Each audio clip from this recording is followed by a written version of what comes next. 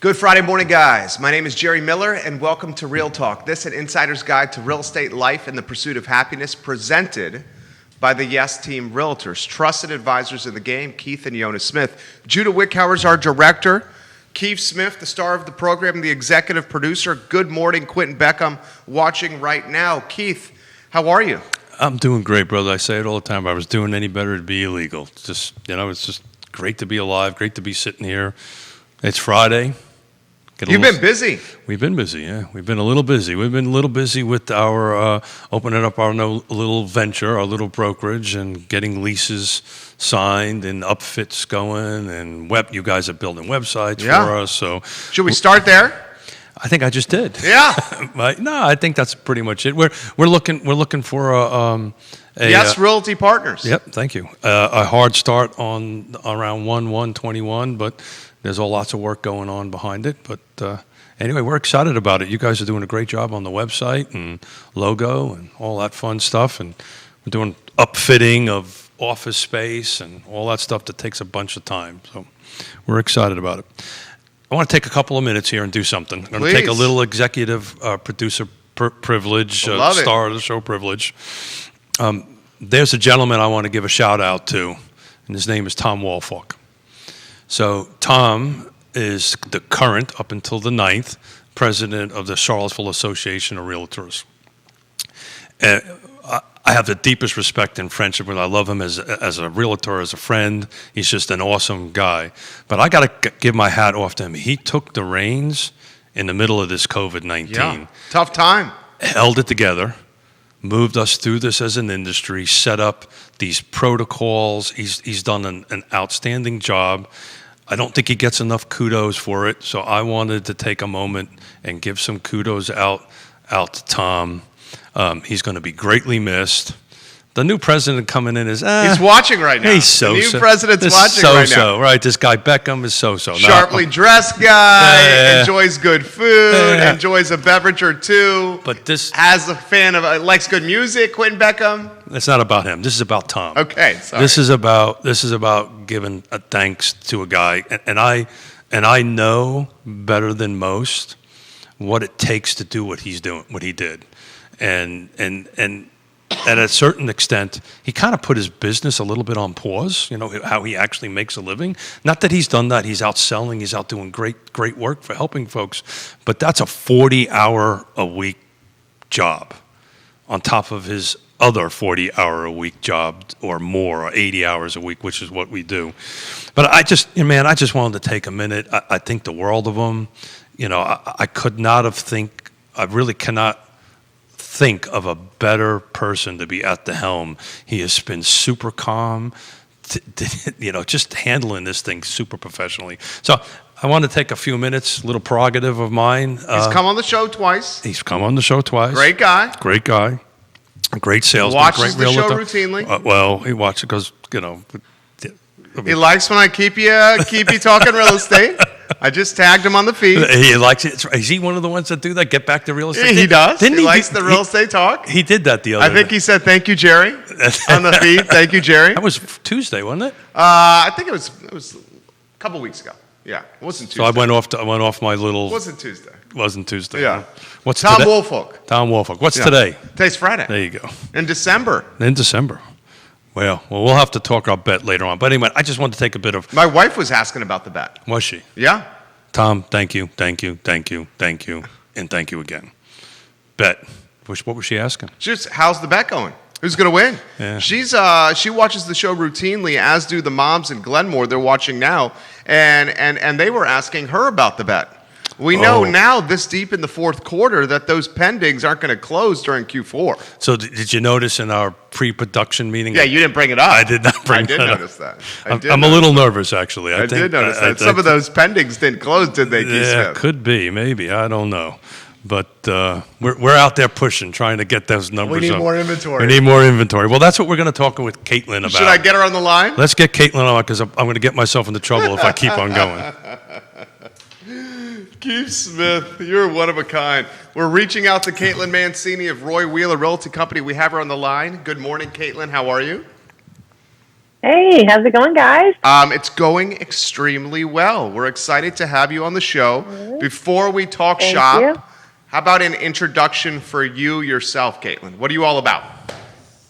Sure. I'm Katelyn Mancini. I've been licensed for 9 years in real estate, and if I'm not showing houses or or going on listing appointments in the real estate life, I love to ride horses, and my little dog comes with me everywhere. Minnie, she's my sidekick, my four-legged assistant, and doing a lot in the community as well. I have to give a plug using the platform here for Toy Lift, still going on. They're doing 9 a.m. to 9 p.m. right now through the weekend at Fashion Square Mall. I've already dropped off my toys, or you could donation. And then I don't know, loving to give back to the community, and I'm on the board for Fluvanna SPCA as well. So how's that? That's pretty impressive. So two Thanks. quick things. Where's Minnie? I was really looking forward to seeing Minnie. Minnie's off camera. Minnie's off camera. Bring Minnie on. Oh, I'm disappointed. Yeah, we love ourselves some Minnie.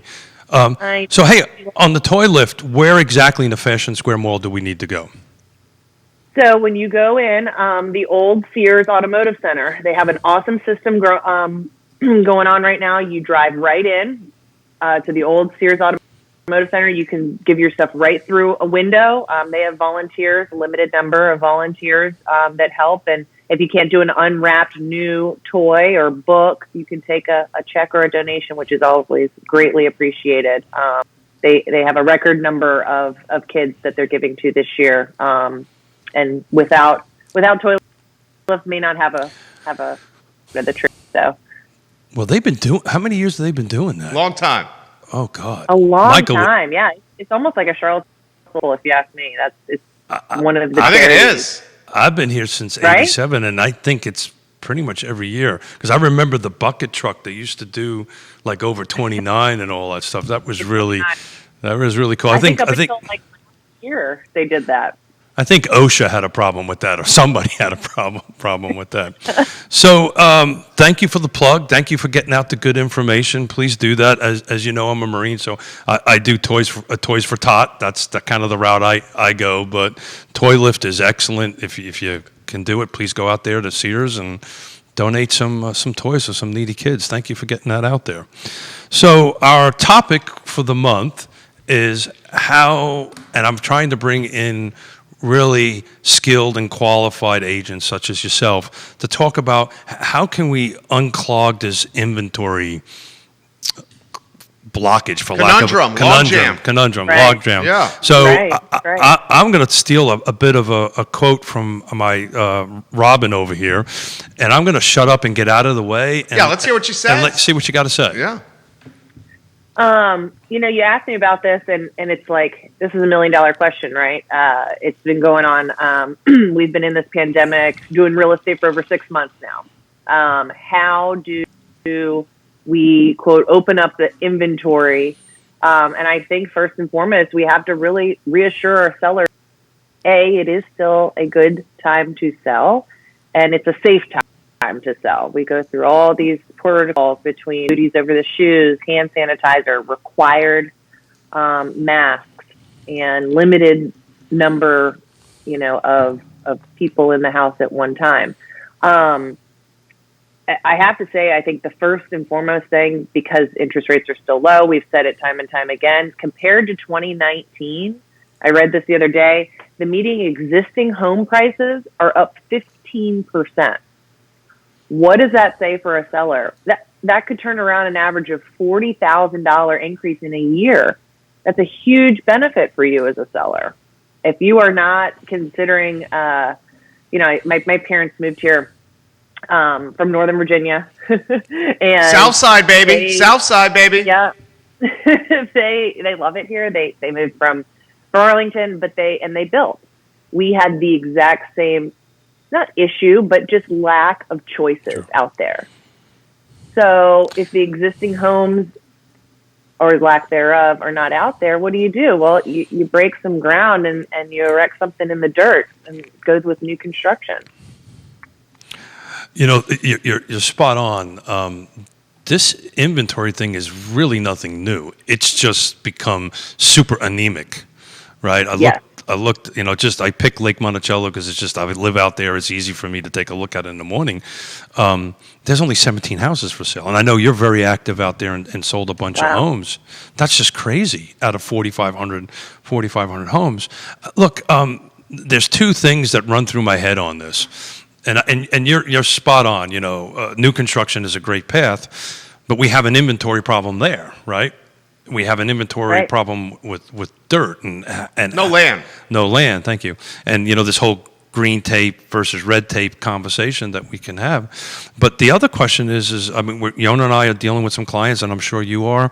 They want to sell, but where are they going to go?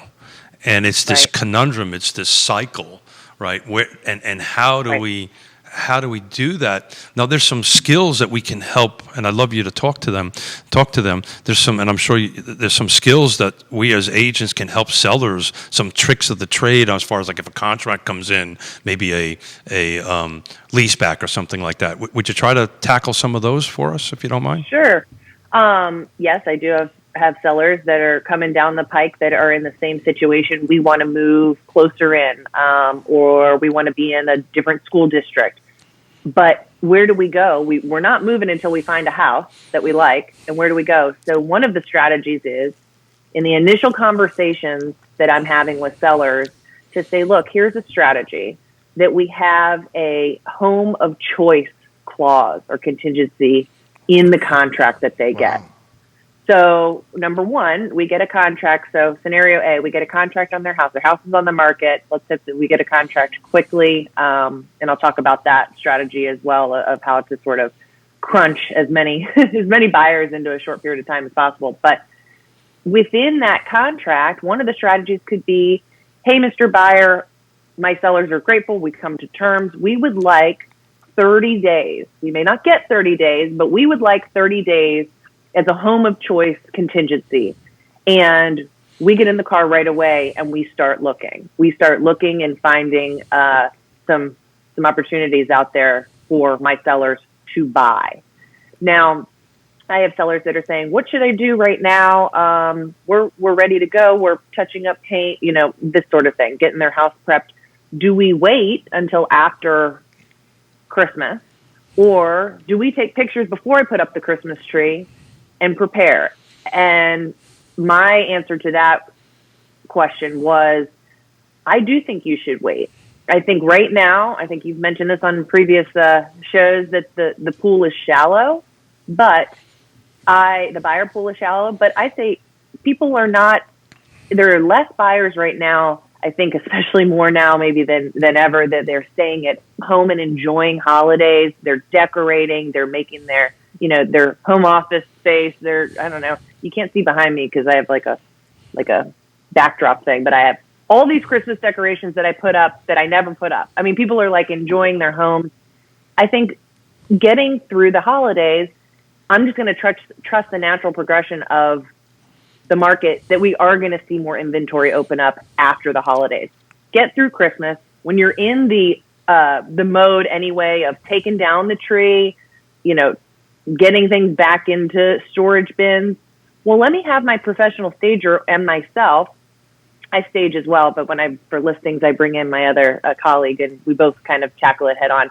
And then while you're still in the breakdown period of Christmas, then let's stage the home and get it actually prepared and ready to go if we're going to do, a January 5th, a January 10th list date, that sort of thing.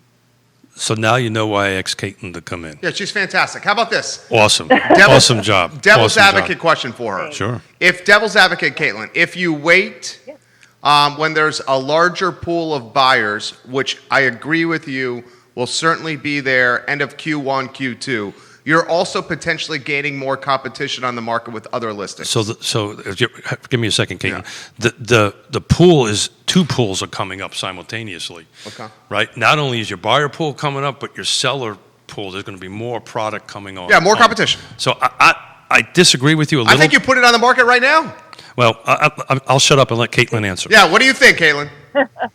Well, I mean, this is what we do as agents, right? It's really custom to what works for the client. Absolutely. We could do something. I mean, give me 10 days a night. We can have it ready to go before the holiday. Less competition right now, multiple bids. One of my strategies is I definitely think, since there are protocols out there and we're being safe, to absolutely have an open house. I think some realtors right now may disagree with me, but if you do it right, agreed, and you have your plans in place, a one in, one out policy, it's what safe. does that do for your seller? It's safe, and Yeah. it cuts down the time of these individual showings that they have to flip on the lights, that they have to open up the closets, the seller's doing this. And you have more buyers in more of a consolidated weekend showing extravaganza, if you will. It's better for everybody. I found out this morning from... Go ahead. I found out this morning from Mrs. Smith I'm doing an open house on Sunday. So there you go. Yonna, so doing an open house on Sunday? Apparently I'm doing an open house on Sunday. I found out at our morning walk. That's great. That Mr. Smith is doing an open house. So you love open houses. Yeah, I love people. Yeah, so you like being around any people. opportunity to interact with people. Right. But as Katelyn said, and again, a shout out to Tom, right? Tom Wolfolk. All you guys. And Carr. And then he's watching now. As an industry, we got in front of this, right? We got in front of this, and we were fortunate, right? The governor, through our PAC and through all our lobbying systems that we have set up, He listened to you. He kept you open. He kept us as an essential thing. Yeah. And when Lisa was on, and she gave us the number that we were second in the state. From an industry standpoint, economic output. Real estate. You almost have to keep us as a thing. Yeah, it's behind the government, Katelyn. Behind the government. What we do, we generate more capital with a second generator. You can make a legitimate argument that what Carr and Realtors have done has helped backstop the national, state, and local economy in some ways. Because your business freaking exploded when a lot of other businesses were put on ice. All you got to do is look to 2008 and 2010. Well, I mean, yeah, you better make it up for after 2008. You better make it up for What us. I'm getting at is when the housing crash happened, what happened to the economy? Right? Yeah, anyway, we're very blessed to be an essential business, but it really is true. And when we were coming into, let's go back to summer, for instance. I mean, we had people that were so nervous about putting their house on. I will never forget. I had clients that wanted to move from the city a little farther out to have a bigger home office and a yard for their kid. And they were so nervous, and they were saying, I mean, more than once, they were saying, we're pulling the house off the market. We can't do this right now. And it's just, we got to take off our realtor hat, and we almost put on our psychologist hat here, and just say, look, we're doing it the right way. It's as safe as possible. The protocols that are in place. I also have sellers that have said, do I have to leave? Do I have to leave my house? I always advise them to leave their house so that the buyers can have sort of a private showing and can speak freely. But they weren't comfortable having them buyers flip on lights and open up doors. And I told the buyer's agent, I said, my sellers are just extra cautious. If you don't mind, please have a touch-free showing as much as possible. And they did, and they were very respectful of that. So back to sort of where we started here. How do we open up the inventory? How do we get sellers to feel comfortable? Feel comfortable, but to reassure them. Between having, and not a lot of people are in this position, but if you can buy before selling, you certainly are moving your things, moving things out. If you're in that position and can do that financially, great. If you can't, we just have to get a little bit, we got to strategize here. We got to be a little bit more creative, and there are ways to do it. Why not emphasize selling the house now for top dollar and potentially doing a short-term rental for 6 months as the inventory loosens up? Katelyn just answered that question. Because of the double move situation? Is that why? So I want to give a shout out to Katelyn. Yeah. Literally, the prep for this show was a text. Hey, this is the topic. Well, she's awesome. See you at 10 o'clock. Katelyn looks the part and speaks the part. So, she always does. But absolutely. But we did not prep anything. And I knew if I asked Katelyn the question, what I was hoping that we come away from this is from an agent's perspective. Look, we got solutions. We can do the home of choice, right? We can maybe move somebody out. But what I want to wrap this around, I bring this up on the show all the time, and this is why we want to bring professionals like Katelyn on. That isn't going to do what Katelyn does. Yeah, he's talking about the phone for those that are listening. Thank you. I apologize. The podcast, iTunes. I apologize. Yeah. So your phone. Your phone. Thank you. Thank you for keeping me straight, young people. But the reality of it is that's what you need. So what Katelyn is saying, and there's a slide that I actually was going to do, and I just didn't bring it with me. According to NAR, 77% of buyers and sellers consider their real estate agent as therapists. Wow, that's a lot of pressure. Think about that. Well, because you have to navigate. It's the hardest decision besides marriage. But you have to navigate that. So Katelyn needs to sit down with Mr. and Mrs. Miller and find out, hey, are you financially capable? Are you comfortable to go sell your house, go someplace? You know, Keith and Yonna Smith, we've been in our house for 20 years. I'm not moving to a middle. I got too much junk. Of course. Right? It's going to cost me too much money to do that. Great answers, Katelyn. You're spot on. I knew you were going to knock it out of the ballpark. But should we close? You always do, Katelyn. Should we close with her crystal ball for next year? Oh, our chemistry's working. Because we like the crystal ball topic. Oh, she didn't know anything. This was coming. Right? Let's put her on the spot with that one right there. What are we talking about here? It's okay. Don't worry. How about your crystal ball, Katelyn Mancini, for 2021 real estate? 2021 real estate. Well, like I mentioned earlier, I'm going to trust the natural progression of spring market. Might come early. It did last year. I think February 1st it hit. We had a mild winter, so there's the weather factor. I think we are going to be ready. Buckle up for the fast lane. I think more people are going to realize I agree. Free money is out there with these interest rates being so low. The buying power you have more buying power. Sure. Buyers, they're saying, oh, but our price is going up. It's fair market value. Remember that. Fair market value out there. Most likely still has to have these houses appraised. I think that, I don't know, what does the Farmer's Almanac say about weather coming up? Are we supposed to have a harsh winter? Yeah, Hard to tell. It's Virginia. It'll Hard to change. tell. It's COVID. It's COVID. It's Virginia. It'll change in Oh my 15. God. Does COVID impact the snow forecast? Sure, totally. I'm sure it does. I guarantee it Damn does. It calls COVID. for wine. That's what it calls for. More wine, right? Yeah. I like it. Nicely done, Katelyn More Mancini. wine. Yeah. So it's funny. I think we're going to faster. Crystal ball. I think we're going to be ready to buckle up, and the inventory is going to come naturally. I'm trusting. I think it's. I don't not think you're wrong. I think both pools are going to start raising. I just think the percentages are just not going to change.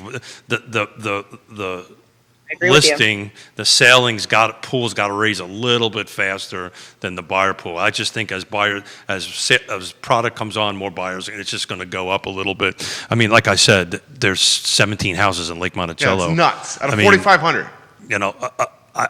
Normal is like 100 or something like that, whatever it is. But I do want to jump in and get your read on this real quick about the surrounding counties and stuff like that. So I was listening to the Christmas music on Z95, right? The 24-hour Christmas. Don't judge. I'm listening to it. Okay. So I'm listening to the morning show, and they do this question thing, right, on it. And so they wanted to know what area around us jumped 33% in sales year over year. What real estate area around here? And I'll save everybody time. County. Sorry? No. See, she's good, but that's not the answer, though. It was Crozet. Crozet. It was Crozet. Yeah. But you're right. What was higher than Crozet? It was in Nelson County. You just said it. Say it again. Say it again. Say it again. Was it Nelson County? There you go. What about Waynesboro?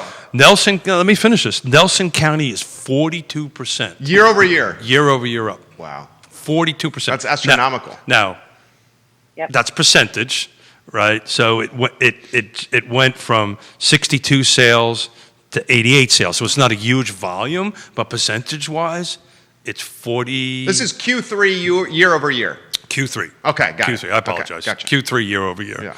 Yeah. Now, the 33% over in Crozet, the numbers are much higher. Oh, my gosh. Right? but and then we're going to talk about this on the back end of the show about some meetings I was in last night on the Thomas Jefferson Planning District Commission about broadband, but that's a lot of the reason. Yeah. That's a lot of the reason. Yeah, high-speed internet. So what are you seeing? Are you seeing people going out? Out in the country and yeah. I do. I mean, the top 3 in the criteria is my kid going to be able to Zoom Sure. high school? Or do they have high-speed internet? That's definitely at the top of the list. But I have seen it a little bit more, that if you can't find what you want in Charlottesville, or perhaps your buying power is a little less here and you're not finding what you want, that you go what we call over the mountain, over to the Waynesboro area, for a very pleasant drive, 25 minutes west. It's amazing what the home sale, the prices there and heading Nelson County as well. A lot of my friends, my age group, is going I'm there. working on bringing in, I've been saying this for a while, we're trying to get a coordination done, and the sales director for Atlantic Builders, they're producing quite a bit over there. We're going to have a whole show talking about new construction on the other side of the mountain. Oh, good. Yeah. David Boisvert and his team over there. There you go. Fellow Marine. Great. And we're on the Regional Housing Partnership, which I chair. We are now we're having negotiations on bringing the other side of the mountain into that partnership. So that's exciting. Hey, Katelyn, it's always great to see you. Always great to. Thanks. Good to see you too. Prefer to do it in person, but Zoom works better. There's no way we can get a quick spot at Millie, or she's hiding someplace. Oh, all right. Hang on. The dog? Oh yeah. Oh yeah. This is the first time I haven't seen the dog in her arms. All right. All right, there's Millie. There she is. Hello. You got her? Yeah. Oh, well, look, we're even matching in our red. Oh, come on now. You planned What a that. coincidence, Oh, Katelyn. Katelyn. Shocking, Please. they're matching. Please. Oh, look at this. Look at. What? Matching outfits? Okay. This is why you Little should watch the pen show. pension Look at up. this right here. Look at that picture. Katelyn Mancini, Oh, you are A+ people. Thank you for doing Thanks, it. Jerry Miller. Thanks, guys. thank- Thanks for having me on. This is so fun. Thank you for the last minute pivot. Today we were supposed to do a live thing at Dairy Market, but We'll do it next week. we're going to do it next week. But so thank you for That sounds stepping in at the awesome. last minute. Katelyn, you have a good one. Seriously. Jerry, you too. Take care. See ya. Bye. Katelyn Mancini, A+ people right there. Knows branding, knows staging, knows real estate. She's Certainly really. shows well on a talk show. Yeah. So Yonna and I. J-Dubs, you want to come on set for us? Yonna and I hire her to stage our homes, fantastic. our listings for us. Yeah, Questions coming in. Sure. So if you want to take that one out and put the 2 in, we're going to go live here on Instagram, my Look friend. at this. Smith can follow instructions. Oh, you're excellent at it. You're one of the best. Tom Woolfolk watching. Yonna would say different. Keith Smith. Tom's got a question for you. Yeah. Hey, Tom. So Keith Smith, how much of the sales in Nelson has to do with the pipeline going away? I'm going live now, Gina. What do you think about that? Or, I mean, you think it's more to do with the broadband. I know it has more to do with the Yeah. broadband.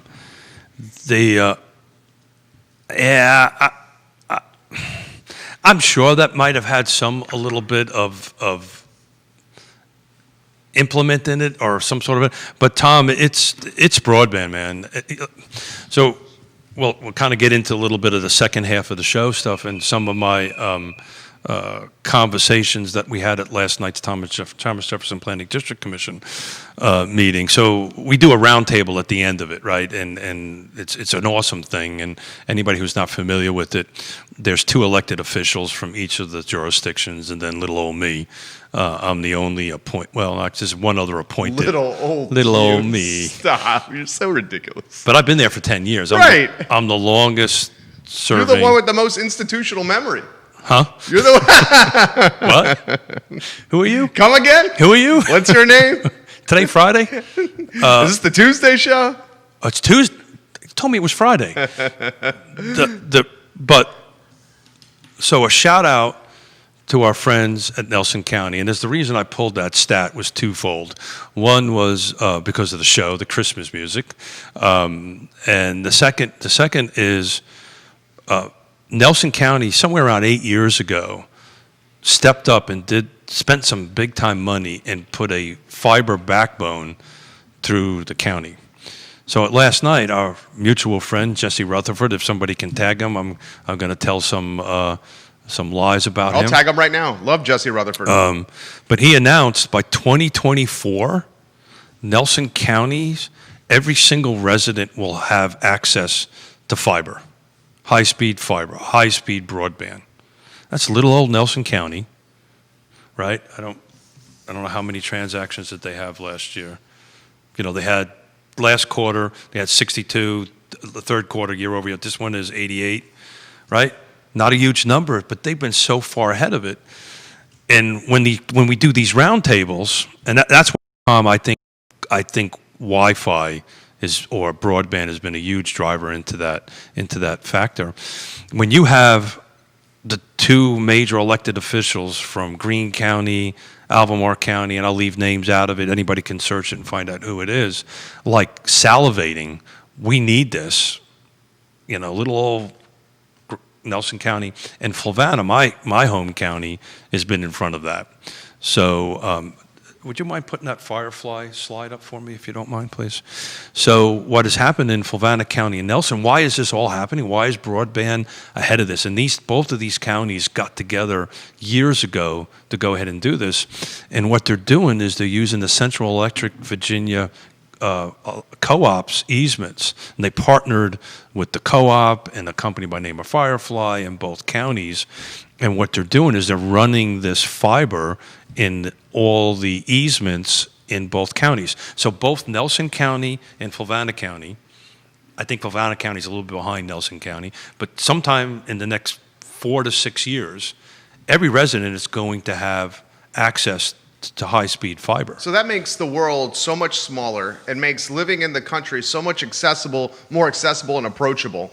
It means you can work from anywhere. Well, and one thing that I reached out to my friends at CAR, that we need to get a little bit better on our search criteria within MLS about the internet. The internet speeds. That's a good idea. Percentage up, percentage down. Dude, that should be like bedrooms, baths, square feet, internet speed. It's the number one question I get asked. There you go. Number one question. I need to know what the speed is. Not the fact that they got internet, but what kind of internet do they have? Now, there's ways to do it in our MLS system, but it needs to be a little bit old guy friendly, that's easy to get to, and all that stuff. But it's difficult to search for. We're going to try to, hopefully, I just made a plug to the outgoing president and incoming president. They're both watching. I know. That's the number one with the you know how we do the executive office space game? Sure. We have 27 of them. Cheers. Cheers. That's the number one question I get. Mm-hmm. Is the speed of your internet. Well, that's business. That kind of makes sense. But COVID has now made everybody's house a little business. It's made it the business. That's exactly right. So, that's why Ting is so successful. Firefly is going to be super successful. So the reason why that number it is, in my humble opinion, is that. But I'm telling you, when you get, Greene County, you can just see their face melt when, the disappointment, because they're so far behind the game. Great guys, great board of supervisors, just a wonderful group of people. I am so blessed to be able to sit virtually now with these elected officials and have these conversations. I'm just super blessed to be able to do that. Right now, some of these outlying counties, as far as broadband goes, they're behind the 8 ball because COVID has ravaged. Magnified it, driven momentum behind it. No, it's ravaged their budgets. So now, where Nelson County and Fluvanna County was forward thinking. Now, nobody knew COVID was going to happen. Sure. But they were forward thinking and started getting into spending the money. I think the number Jesse tossed out was like $30 million, excuse me. Had an extra zero in there. Around $30 million for their county. It's a combination of different folks raising that amount of money. Is that all coming from the county? But, it's a super expensive endeavor to go ahead and get it done. So I think that's the long version of Tom's question. Tom Woolfolk, we gave you some props today. Neil Williamson, here's the link to the report that was provided to Albemarle Board of Supervisors this past week. For what it's worth, 59% of residential units created in third quarter of 2020 were multifamily in Albemarle's Rivanna district, per the Albemarle County Building Report. Neil always shares good information on the stream here. Should ask Neil what his Wi-Fi is. I know he knows Green? Well, he knows Green well. I'm not going to say where he lives. But Yeah, he knows Green Neil, well. what's the Wi-Fi capacity where you're at? Or broadband capacity. Broadband capacity. Broadband's a better statement. Where you're at. So, Keith, I want to dot the I's and cross the T's on the Katelyn Mancini interview. Yeah, sure, cool. And the overarching topic for the last 60 to 90 days has been the inventory pinch and what to do about it. She offered a lot of perspective on how she's managing expectations with her clients and moving forward. You guys have a listing that I think can help with this inventory pinch, and it's coming to market. Is it on market now? Can you get that on screen, Judah? Mrs. Smith hit the send button this morning. Okay. On that, it is active as of this morning. Yeah. So tell us about this. I have it in front of us. Yeah, it's we talk about the R's, right? The 4 R's or the 5 R's. I add a time into it, but right location. This is in a great location, right close into town on it, but within a good school district on it. It's, in my opinion, the right price. It's got the right features. This is a situation where the client listened to Yonna and I, and they renovated that. Didn't renovate the house, but they cleaned up a bunch of. Milton's a great spot. Milton's a great spot. This is not going. You call that Keswick, right? I'd say that's Keswick. I call it Keswick, but I call it Albemarle County. But Milton's part of Keswick.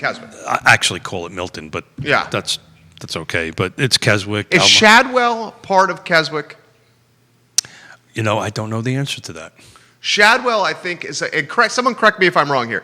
Is Shadwell a portion of Keswick? And Keswick is a portion of Albemarle County. So far, I'm not arguing with you. I just don't know. Somebody will chime in and go ahead and tell us. But to get back to Katelyn's conversation, I just texted her this is our topic, right? Inventory. And we didn't coach. We didn't coach each other a little bit about what we wanted to talk about. No pre-production meeting. But this client, we've got to find a house for them. And every one of the list of items that Katelyn was talking about, we've had a conversation with this client. Okay, well, option A is, okay, let's see if we can negotiate something where we can lease back. The second one is, the hey, I need time to go find my house contingency, for lack of a better term. All those conversations. Hey, what does it look like if we sell this house tomorrow in cash and it closes? Are you fiscally, can we move to another rental unit, short-term rental, while we go and find it? Here's the problem with that. There's not that much to From a rental standpoint. Unbelievable. Yeah. I got 4 clients. I can't find anything for them. And Michael Johnson, who's a huge fan of the show with PMI. I think he's watching right now. Yeah. It's. Jesse Rutherford's watching right now. You want to give him some props? No, God, really? I love Jesse Rutherford. I know he's your boy too. Yeah, I won't say on what. But Jesse Rutherford's Board of Supervisors, Nelson County, says, tell him thank you, Keith Smith. Katelyn Mancini said, I just sent 2938 Milton Road to 3 clients. Saw it on the show today. She just sent your listing to 3 clients. Kelsey, sell it. Katelyn Mancini. Katelyn, sorry. Sell it. Love to work with you. Barbara Lugren says Keswick addresses are in Shadwell. That's what I think. That Shadwell. Well, somebody way smarter than me. So, Barbara, are you saying Keswick is a part of Shadwell, or Shadwell is a part of Keswick?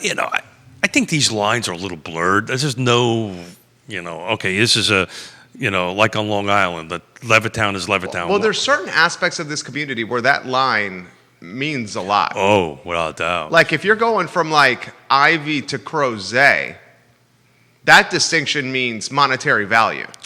So hey, Katelyn, my ADD just kicked in. I'm thinking about this deal. Katelyn, sell it, and we need something to buy.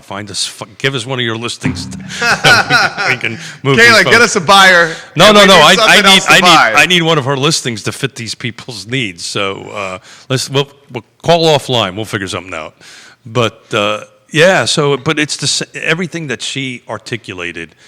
And I think that's what I wanted to do, a walk away from this conversation with Katelyn. And there's opportunities here. There's resources. We have the skills as agents, right? As Katelyn clearly spelled out, that we can offer you solutions. We got to have that conversation, and I keep on bringing back to Zillow, this app. And even though we love this stuff on this show, we're on Instagram, we're on Facebook. Yeah, we're streaming now on Instagram, Facebook. We do. The show will be archived on every social media platform possible: iTunes, Spotify, Apple Podcasts, YouTube, Facebook, I Love CVille, Yes Team Realtors, soon Yes Team, Yes Realty Partners. There you go, brother. Every possible spot, it's archived.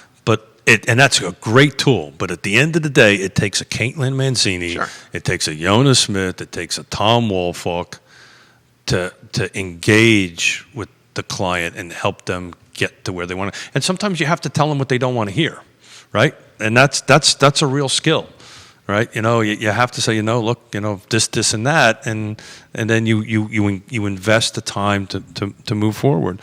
But a couple things. Can we get any questions off the feed? We do. Cool. Jesse Rutherford giving you significant props. A lot from Tom. Are you ready for Tom? Real quick on Jesse. Jesse and I were.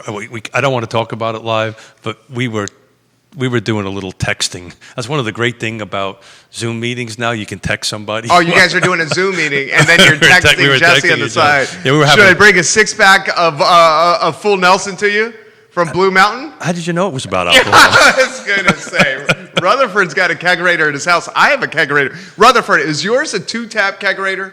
Mine's a kegerator. It was about this next subject that when we finish the thing I wanted to talk about, which is the cigarette tax thing. But let's answer some. Well, I mean, there's a lot.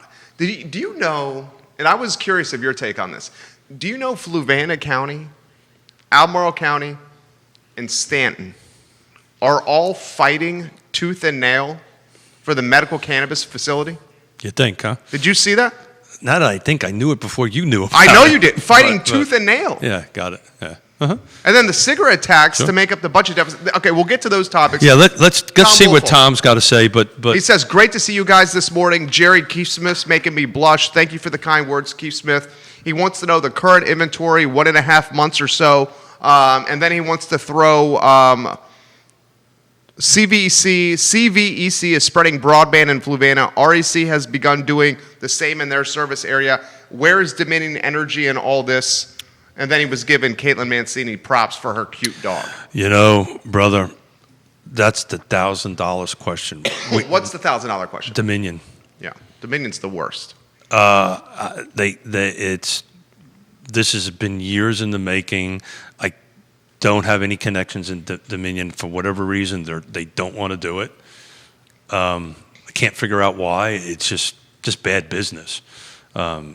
Particularly with COVID. Now, look, they may come up to the plate here and take a swing at it, because when you got 43% increase, I mean, it just makes sense. But let's see. Dominion, the system that they have established. The power company's got the easements. Those are the people you got to make a marriage with. It's just that simple. And Fluvanna got it. Nelson got it. Rappahannock got it. That they're moving forward. Neil Williamson, Free Enterprise Forum. Many years ago, Nelson County EDA Director Maureen Kelly prioritized competing for residents who could live anywhere due to the internet. She did this long before COVID. Absolutely. Maureen Kelly from Neil Williamson and the Free Enterprise Forum. What year was that, Neil? Was that over? I think it was about 8 years ago. Was that 8 years ago, Neil Williamson? That's the question there from Keith Smith. Because I came on the commission 10 Jesse years Rutherford ago. is now watching as well. Yeah. Well, our offline conversation with Jesse was they put a little bit of a context to it. Those who are not involved or understand the way local government budgeting goes. So unlike you and I, we do a yearly fiscal. We do your business year, I think, starts on 1/1/21. Mine starts on 1/1/21. That's how we do our fiscal budgeting. Governments are different. They do fiscal years, right? So that's a June to July thing. So we're currently actually in fiscal year 21, right? So July 1 starts fiscal year 2022. To make a very long story short, and this goes on every year, somewhere around November-ish or so, the counties and the jurisdictions start their budgeting out process. So one of the things that, and Neil will probably correct me if I'm wrong, but one of the things that the state legislature has done is they have now allowed jurisdictions to tax cigarettes. I believe there was a couple of few that were able to do it. I think maybe Charlottesville was one all along.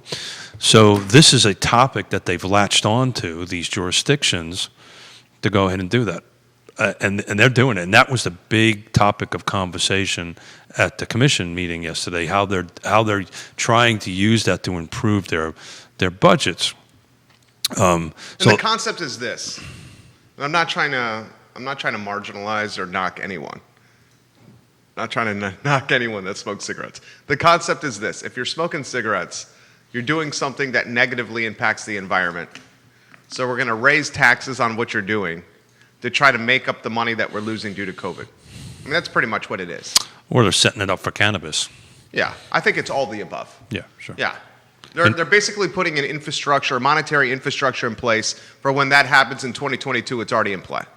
So I don't smoke, don't know a smoker. What's a pack of cigarettes these days? Ask him. I don't smoke cigarettes. Judah, what's a pack of cigarettes cost these days? Probably between $5 and $6. $5 to $6. We need to talk offline. It's time for you to stop smoking. Well, and $5 to $6, and how long does that last? Depends on the person, I suppose. Some people a day? I mean, I don't know. Obviously, we don't smoke cigarettes. Well, so yeah, let's not put you I know, on I'm the not trying to spot. put him on the spot. On the Yeah, spot. yeah. Neil Williamson said probably more like 10 years ago when work from home was a new idea. Got it. Yeah, I remember. It The was cigarette tax makes sense to me. Yeah, I mean it's other jurisdictions, other states have been doing it for years, and you know what do they call it? A sin tax. Yeah, it's a sin tax. Yeah, on that stuff, and you know in our state obviously we can't tax booze because the state's got it, but you know that's the next thing coming up. So that was a really interesting piece of information that I learned last night, that they're really attacking that. I think the other thing that light bulb kind of came on. Quentin Beckham. Quentin Beckham. If you drink, don't drive, and if you smoke, don't wear a seatbelt. It's Quentin Beckham. It's Quentin Beckham. Yeah. Okay, Quentin. I like his Quintinisms. Yeah, you know. Quintinisms. You know, thank God he's good at what he does. As a comedian, Come on. That was he made fun. his point there. He made his point. He sure did. Yeah, so I think, not I think I know, just because of the world I operate in, this little thing called COVID and what it's done to the jurisdictions is going to impact it for years to come. Oh my God! It is going to take a long time. That's why we're emphasizing it on our show. It's not emphasized enough. Yeah, I agree. We haven't even seen. We're in like the first ripple, of what this is doing to budgets. And the crazy thing is the budgets now are not even what they're actually going to be. Wait till we go 90 more days or 120 more days, Keith, before this vaccine is ubiquitous and widely available. Wait till we go 4 more months of this economic, crappy situation. Yeah, so we'll talk about that in a minute, because I got some intel on the vaccine that I'll share from some contacts I got around the country. But I want to stop you there for a second. Please. But you're thinking an annual budget, right? So you have to understand Fluvanna County, Nelson, Greene, all these jurisdictions, their budgets are already set. They have their capital up until July 1. So this budget that they're working on right now is July 1, in which they'll call their 2022 budget. Sure. To go out that way. So what happens in the next couple of months from a jurisdiction perspective, they already have their capital. They already have their cash. They're projecting out. And Neil will totally correct me if I'm wrong. You're basically saying this is 2022's budget. We are having a 2022 budget conversation, sure, not a 2021 budget conversation. Yeah. And that's why when this initially happened, you didn't see the jurisdictions freaking out too much, because they already had their capital, right? So things like sales tax and stuff like that are these recurring debts. They're one thing, and Neil will correct me if I'm wrong. I know for a fact, Fulvana County, over 90%, and I can't remember the exact number, of its tax base, or how it pays for its government, how it pays to operate, comes from residential. Think of that in personal property. Real estate taxes. Very little of it, and they're increasing it to their credit with the pipeline and guys like Brian Rothermill, who's their economic development director over there. They're trying to increase the business portion of it for the business tax on it, but a healthy balance has got to be somewhere around 30% of business tax. We in Fulvana County don't have that. You'll see, I don't really know what Albemarle's is, but you can tell some of these outside jurisdictions, pardon me, are, they're heavily reliant on their real estate tax. So what are we doing now? What are they doing now? They're setting they're doing their budget. Fulvana County, for instance, has already sent out its tax assessments. We had until December 9th to basically contest it. So now they've set their values. They're going to work on their budget probably another 30 to 60 days. Then they're going to adopt their budget. Then they're going to adopt the tax rate, and then that's how they'll set their funding. But the conversation last night was basically every jurisdiction that spoke last night, their CIP is off the table. Capital improvement projects. So that means school improvements, things that are in the pipeline for years. Sure. They're just pausing them, right?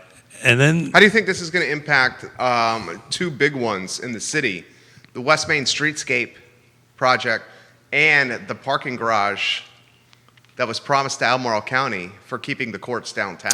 so I'm going to push that back at you. Okay. So this meeting that I attended last night is a public meeting. Yeah. You know how much public was actually there? Zero. Yeah. So why don't you join us publicly, and you have an opportunity to ask questions Yeah. in the beginning of it. I would think. It's a great question. I didn't even think of that, and that was a question I should ask. From my standpoint, and a lot of people disagree with this. Uh-oh. In fact, on our show, Do we have enough time to argue? Yeah, we have time to argue. This is a topic we should cover. Yeah. On the I Love CVille show, we're going to have the president of the condo association. I think it's the Queen Charlotte building. Got it. The building that is the closest to where the parking garage is going to be built. Jim Splone, who's the president of that condo association, is going to join us on the show. Cool. To discuss what will happen if this parking garage is built to the magnitude that they're talking about to his real estate. I don't think it's Queen Charlotte, though. Queen Charlotte. I don't think it's Queen Charlotte. It's the one right next to it. East something, but that's not Queen Charlotte. Yeah, it's not Queen Charlotte. You're right. So, do you think that garage gets built? Do you think the West Main Streetscape project comes to fruition? Because the condition of keeping the courts downtown was building this garage in the deal with Albemarle County. So during the commission meeting yesterday, as I was texting my good friend Jesse Rutherford, I was thinking of... You weren't paying attention? I was totally paying attention. I can do two things at once. I know you can. Not well, but I can do two things at once. As long as it's not turning on the Instagram live during a show. Yeah, I can't. Everything else you can do. Yeah, two things at once. I just lose it when that happens. There's a lot of cameras. I'm trying not to look at that thing. You did a hell of a job today. I'm doing a good job. Yeah, you did a good job today. I'm focusing. I'm trying. I was impressed. Well, thank you. I'm trying to get better. Normally you're throwing a paperclip at me. Normally at this point I would either throw something at you, but I don't want to do it. Man, I just lost my train of thought. No, Thanks. you didn't. No. The parking garage. Got it. So when we were Jesse and I were texting and having fun while we were paying attention, I'm going to start bringing in during this budget cycle guys like Ned, guys like Jesse from Ned Galloway, Jesse Rutherford. Thank you. From each one of the jurisdictions, and start talking about exactly that. Okay. Where are we looking? I got to give them the opportunity to go through their internal processes before they start, because it's a whole public process also. But we're going to start bringing them in and talking about, okay, so how it's going to cut. This would be a great question because I don't know the answer to it. This would be a great question for somebody like Michael Payne or Rory Heather. Solzenberg. Rory Solzenberg is vehemently opposed. So again, if you would have actually garage. joined us yesterday, Roy's on the commission. Yeah, he's a planning commissioner. Well, he's on the Thomas Jefferson Planning District Commission. Oh, gotcha. So he's a planning commissioner for the city of New York, but he's also on the planning. City of Charlottesville. Correct, but he's also on the Thomas Jefferson Planning District Commission, which is a regional thing, along with Michael Payne. And he brought that up, actually, in the meeting about, hey, we're doing budgets, but what about this kind of thing? So he is, we'll bring him on. Maybe we'll do a two-step. We'll bring in Michael or somebody like that, and then bring him in for like a counter discussion. Because something's got to give. Yeah, so what's your opinion of it? The parking garage? Yeah. I'm torn on it. You know why? I think I know why, but let's see if our chemistry's working. As someone who owns real estate downtown and works downtown, I think the market has a perception that parking downtown is difficult. So if we can somehow ease that perception or manage the perception that parking is not difficult downtown, and that's an advertising campaign, then we can solve a conundrum to help these merchants. You can park downtown, and it's easy to do. So is a parking garage a solution to that, in your I opinion? think the parking garage is a solution to that. I don't Now, agree the with that. question is, do we need to build it to the capacity they're talking? The second part of the question is, do you build a $15 million parking garage when your budget is in the crapper? The third part of the question is, the city of Charlottesville has a long history of not keeping its word with Albemarle County in negotiations.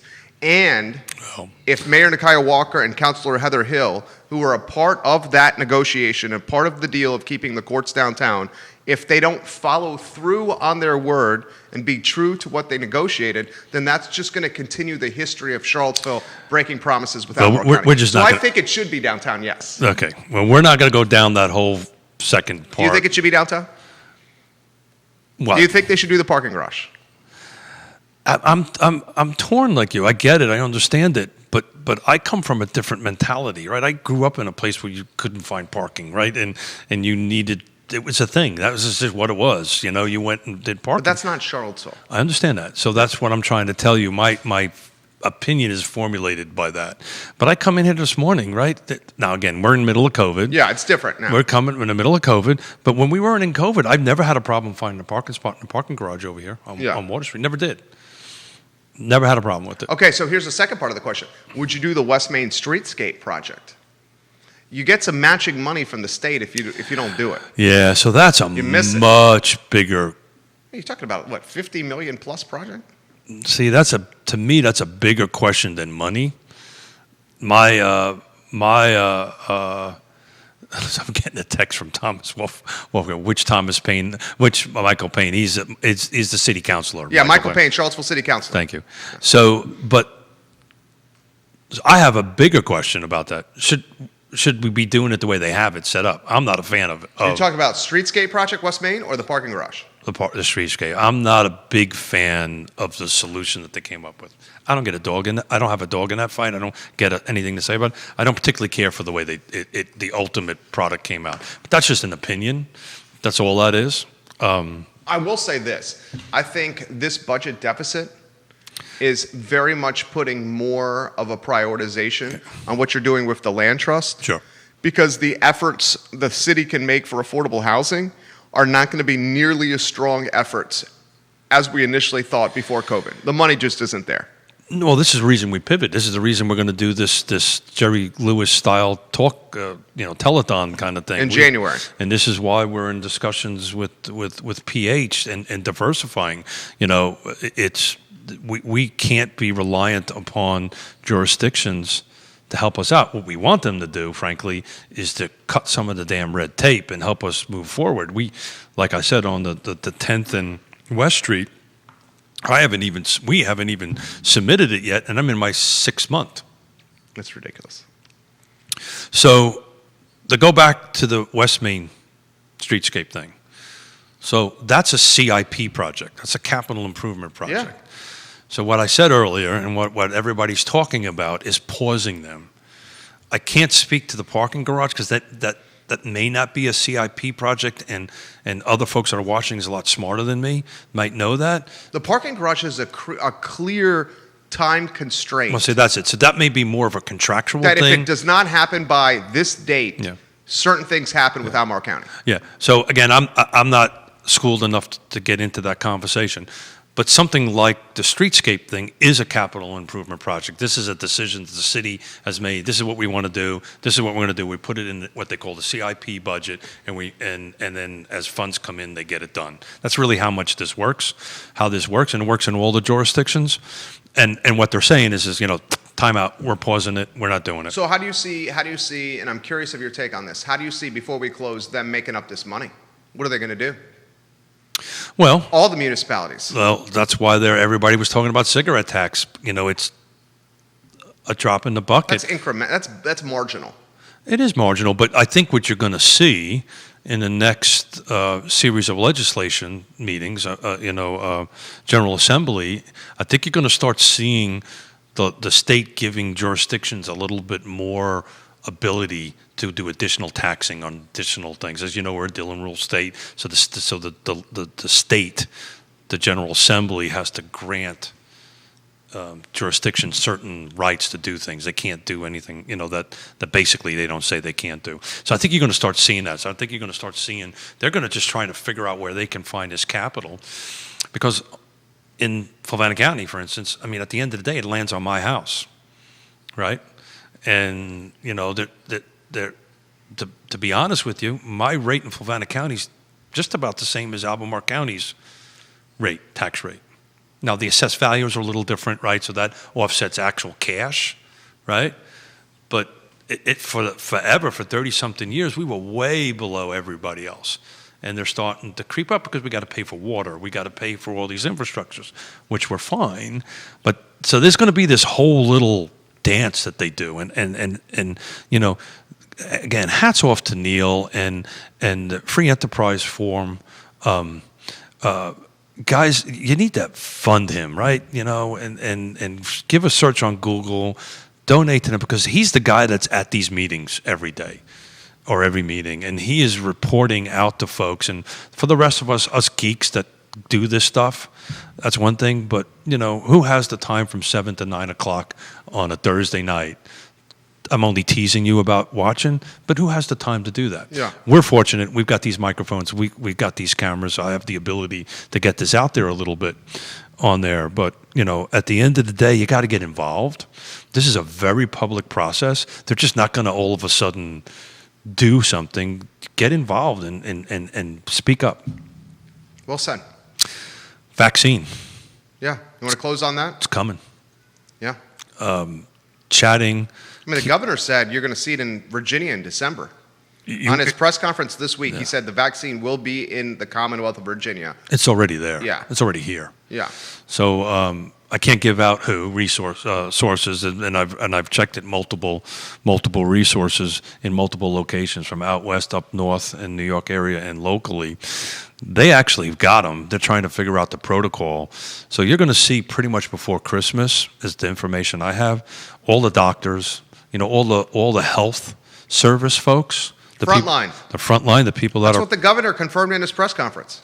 Yeah. And they'll have that all done. So when I was chatting with some people out west and up north about this, what came to my mind was this whole question that you and I talked about at some point about when is the general public going to feel confident, and comfortable to take the shots. I can tell you how Keith Smith is going to look at it. Well, you have Presidents Clinton, Bush, and Obama this week saying we will take the vaccine together and do it in very public fashion to create to build consumer confidence for the vaccine. So Keith Smith will do that because I reached out, after I had all this information to the family doctor. Yeah, well, your son-in-law. My son-in-law. Yeah. And said, so what do you think, Doc? And he goes, yeah, he confirmed a few things, and I said, I'm in. So I'm in. So as soon as it's available, we're ready to do. I can't speak for Yonna. I know I am. Doc said do it. I'm good to go. I feel the same. Michael Guthrie, Sunshine from PH. Yeah, from PH will be on his show on Saturday. Yeah, good. Please listen to that. Sunshine always has some awesome things to talk about. He also says increased home values will increase tax revenues. It will. It's just the game and the balance is what services, because that's what they're talking about. I mean, that was the whole conversation yesterday. What services we're going to cut? What are we going to keep? How are we going to balance it on the end of it? So at the end of the day, this is not like Roy Wheeler Realty or Keller Williams or Nest or Yes Realty Partners or whatever. At the end of the day, we can go hustle and try to raise more capital, right? More sales, raise more money. You're in your business. These guys, they're restricted. There's only so much ability for them to raise revenue, and you're going to see some services cut. There's no doubt about it. At least that's the conversation I had yesterday. I agree. Good show today. Yeah, man, great show. Very good show. Katelyn Mancini, thank you for joining us. Knocked it out of the ballpark. Judah Woodcower is the director. My name is Jerry Miller. This is Real Talk on the I Love CVille Network, presented by the Yes team at Realtors. He's got an open house on Sunday. We will get the word out. I have no idea where. Mrs. Smith didn't say where. Just said, block out your Sunday. It says, yes, ma'am. So. We'll get the word out about a fabulous listing as well. Yeah, please do. Thank you. My friend. Yep, we need something to sell for these folks, too. Need something to go into. Need something to go into. Everyone's got the same conundrum. Yep, sure does. Yeah. You guys have a good weekend. Keep it local. Yes Team Realtors, trusted advisors in the game. For Keith Smith, for Judah Woodcower, my name is Jerry Miller. Thank you kindly for joining us. Take care. Be kind to one another, folks. Amen. Good job, Judah. Thank you, Instagram.